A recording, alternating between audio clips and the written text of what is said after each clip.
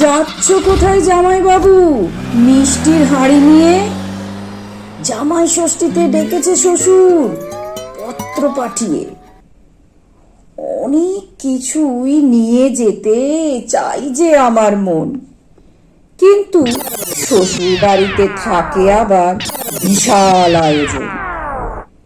এই মিষ্টিটুকুই থাকুক না হয়, আর কিছু নেব না। অনর্থক আবার বেশি হলে অন্য ভাবনা। তা কটার ধরলো মিষ্টি ওই ছোট্ট হাঁড়িতে?